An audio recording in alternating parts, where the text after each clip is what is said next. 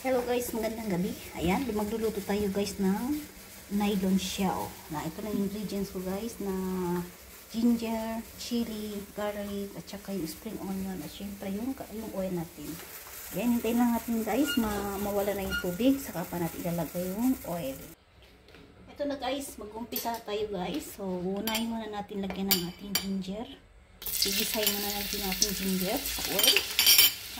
Bago natin lalagay yung ating garlic onions. Diba? So, ganito lang guys, ang pagluluto ng ating nylon shell. Gagawa lang ng ito. Yung nylon shell, guys, yung style dito, i-boil nyo muna guys para matanggal yung mga dumi-dumi niya. Yan. Unti-unti guys, kung maging brown na yan, okay na yan. So, yung ating nylon shell, luto na yan. So, gagawa lang tayo ng sauce.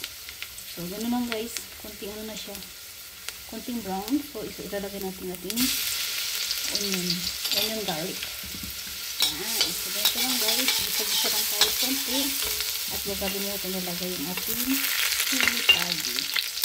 Yan. Ganito lang guys. Siyempre, pagkatapos to, lagyan natin tubig.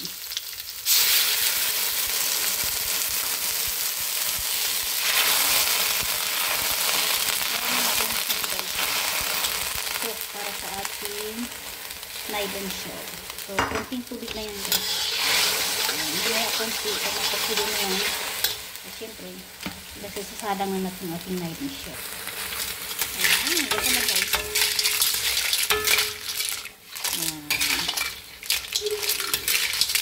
Dito na yan guys, kasi nalaga ko na yung nylon shell. So, yung set na lang. Tapos, siyempre, huwag natin nakalimutan lagyan ng spring onion. Ganito lang guys. Diba?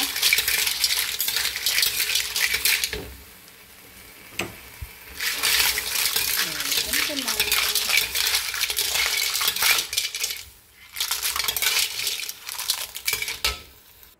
Ito na guys. Katatapos lang. O diba seconds lang guys.